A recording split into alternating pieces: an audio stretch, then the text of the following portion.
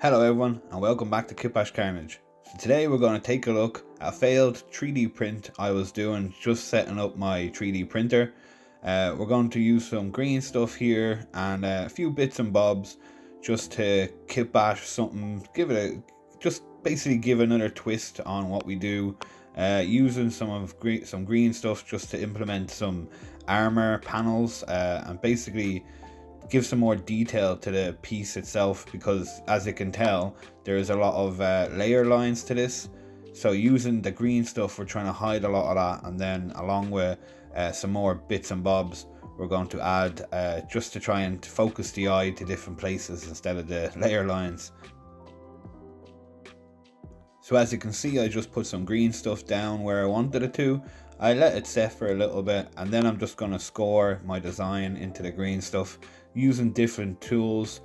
So I used my cutting blade there, and then some silicone tip sculpting tools, and you can use pretty much anything here, but it's just going within your means.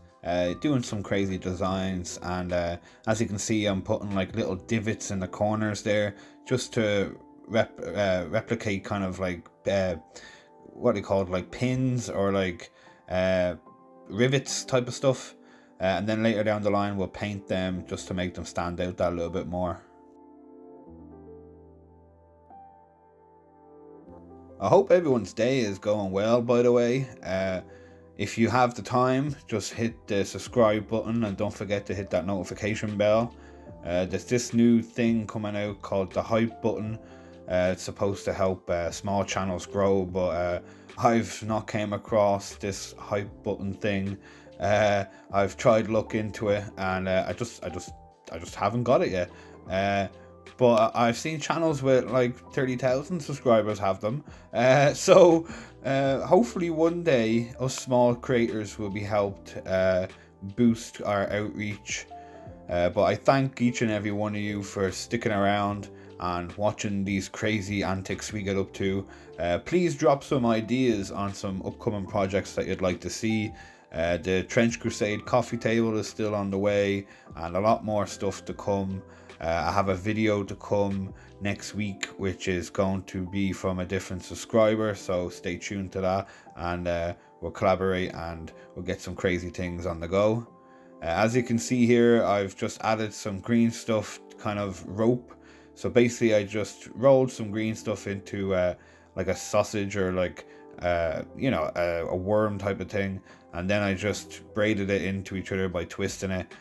Brought it along the chest plate there, and then I just used some more leftover green stuff just to make some indentations or divots along like joints, and then a bit of green stuff along the back there just so I can put these rivets in, and just following that kind of whole theme along the whole project, cutting a few skulls up just to put on the chest plates there.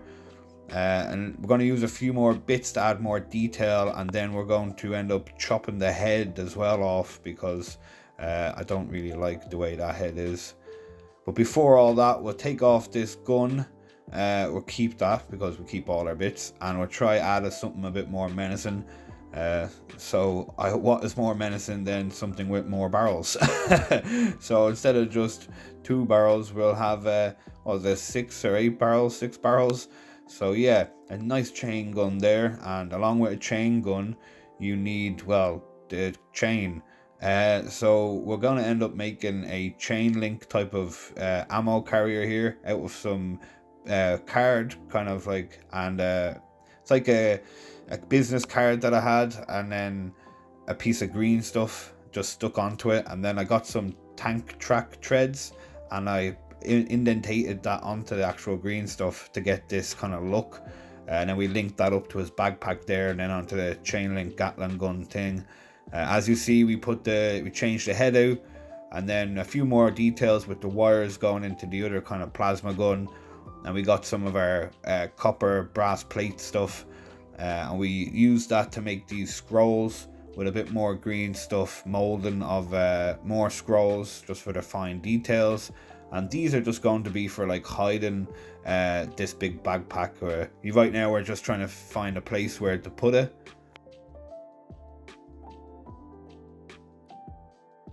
And then after adding all the little finer details, we come to this. I really enjoyed the outcome of this look.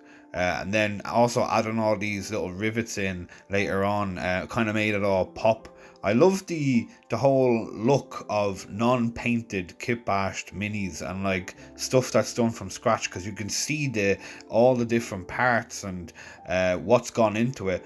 Obviously once you paint it all comes to life and ties into one, but being able to see the different bits and bobs, I love this. I love being able to distinguish, like, everything is different. It's not all just one piece, like, you know, it's all different pieces put into one.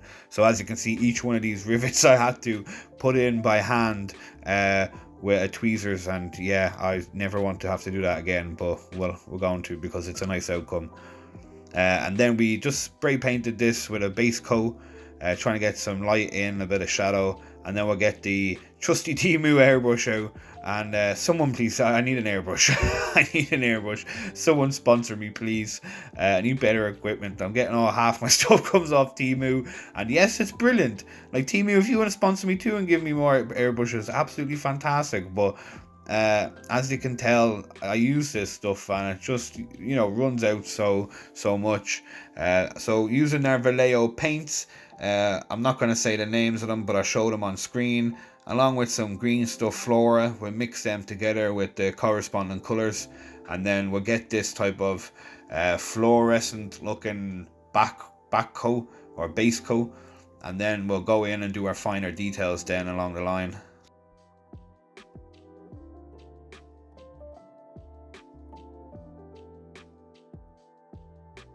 So I chose these colours specifically because my partner is in the middle of doing some painting on some Space Marines, and she has been inspired by a Pacific YouTuber.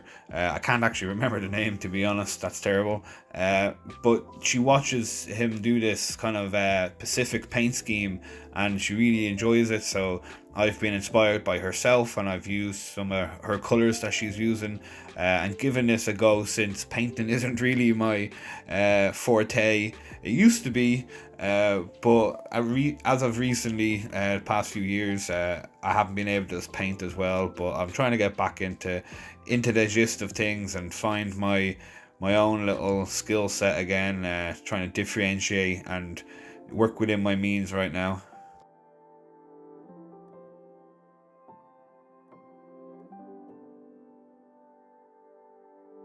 So going in then with the fine brush and trying to add a bit more of them details, which means going around and painting each one of these rivets, a few of the barrels and a few more things just to make pop out.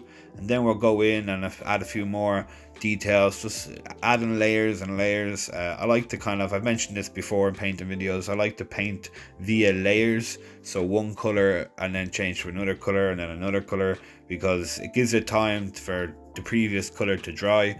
So for instance, painting all the purple and stuff and the pink, then painting all the bronze, then the silver, then going in with the gold.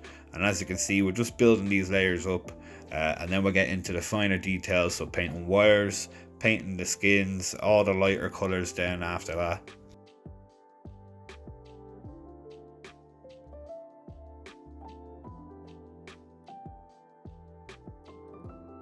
So going in and painting the words on the scrolls, and then a few more details on the candles, and like I said, the skin on the guy on the skewer there, and then the face.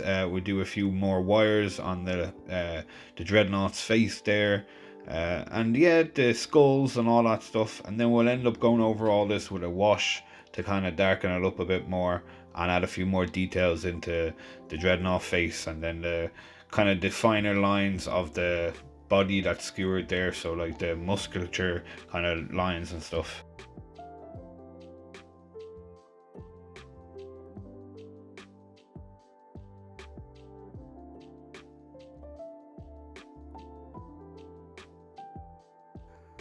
So just a little ramble, if you've waited this long. So yeah, for any other people who are interested in hobbying or doing anything like this, give it a go. That's what I say. No matter how old, how young, how skilled or unskilled you are, how much money you have or don't have, give it a shot.